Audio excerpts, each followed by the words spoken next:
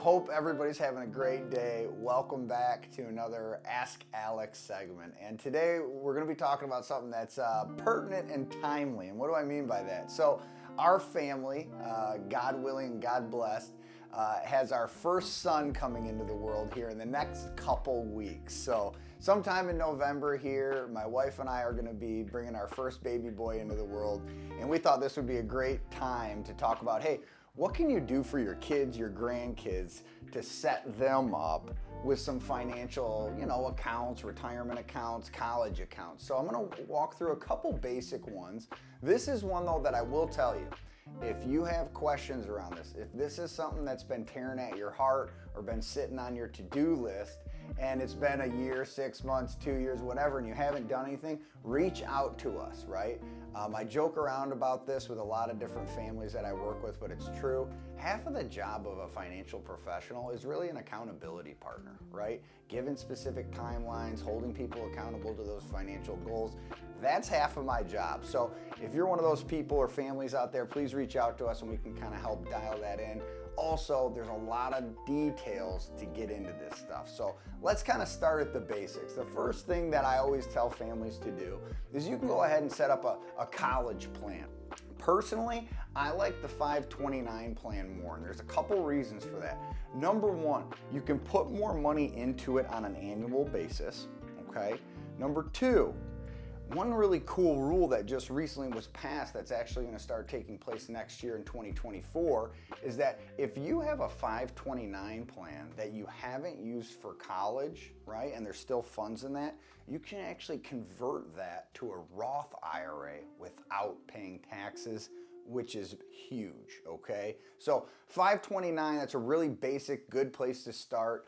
Oftentimes you'll just go to your state 529 plan. State of Michigan has them, pretty much every state across the country has them, and you set that up directly with that state, and then you start funding that on a monthly, bi-weekly, quarterly basis, whatever that looks like for your family. Okay, so 529, college focused. Then we start getting into different accounts, okay, and this is where it kind of gets complicated. I'm going to go through some basics and then I'm going to end with my favorite one. So another good account you can do is like a UTMA or like a non-qualified account that's just a brokerage account where you can go buy stocks, bonds, mutual funds, any kind of those, stock market based investments. And those don't have any, hey, you gotta be X age to use it. Now, let's say you have a grandkid or your child's 2 years old. They won't really have full access to that money until they're 18 years old. So you have time to fund that, handle the investments, pick the investments inside of it. If you have a financial planner, obviously that's their job.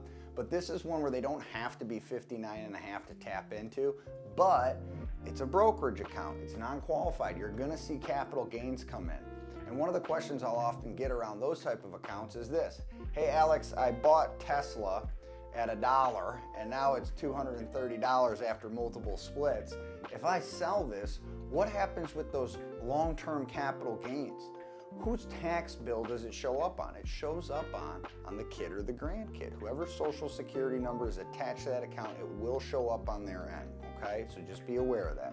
So you get into the UTMA, the non-qualified brokerage accounts. Those are great because, again, they don't have to be 59 and a half to access the money without a penalty. There's a lot more flexibility, but when they turn 18, they do technically get ownership of that.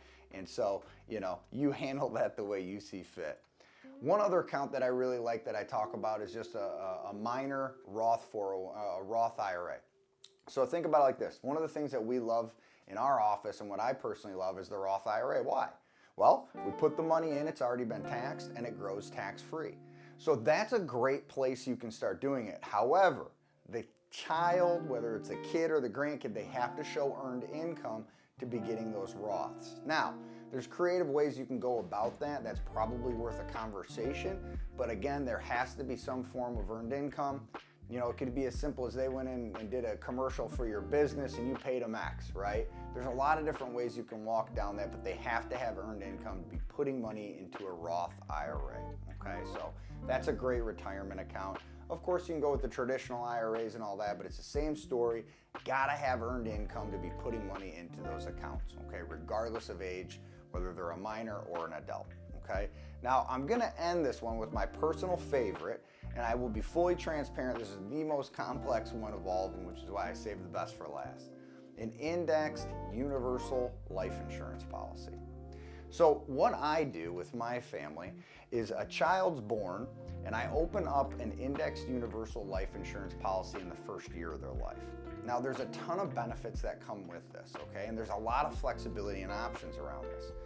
For my kids, why I'm doing it with the end goal of hopefully this will actually become a tax-free pension for them when they get to age 50, 55, 60, 65, whatever that looks like.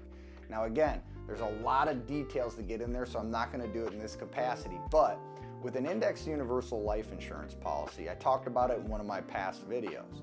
The cool thing about those is you do have flexibility. Hey, I'm signing up for, I'm gonna put $1,000 in this a year.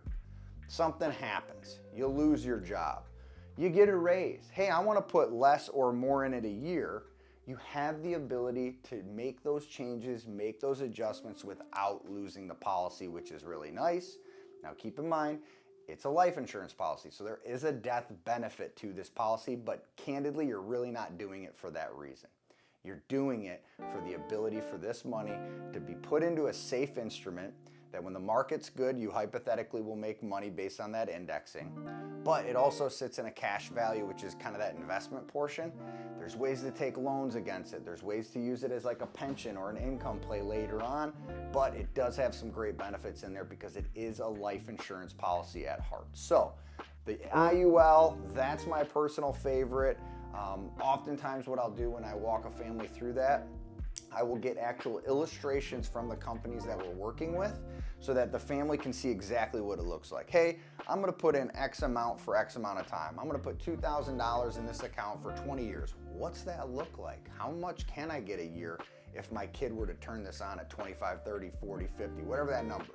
So the Index Universal Life is a higher, a little bit, more sophisticated instrument, but it's a great way to look at tax planning, create an account on top of all these other things. So in short, you got your basic 529 for college savings. You could do a Cordell ESA again. I like the 529 because you can put more into it every year if you want to, right? And that whole Roth conversion element if you end up not using it for college. I love that piece. Secondly, you get into those non-qualified, UTMA, brokerage accounts. They are not retirement accounts. You can use them at any point in a child's life or the grandkid's life. Then you get into, again, the Roths, the IRAs, all that good stuff. Those are more retirement based. Can't touch them until 59 and a half without taking on a penalty. And then lastly, the Index Universal Life Insurance policies. My personal favorite with what I do with my family, but it all depends. Hey, how much can you save a year? How much can you put aside a month? What's kind of the timeline? And is it for school? Is it not for school? These are the questions you gotta have. So if this is something you're interested in, please reach out. But we thought with me having a baby around the corner, this would be a good one for us to talk about. So I hope you're having a wonderful fall. I hope everything's great in your family. I wish you the best, and we'll see you next time at Ask Alex. Thanks so much.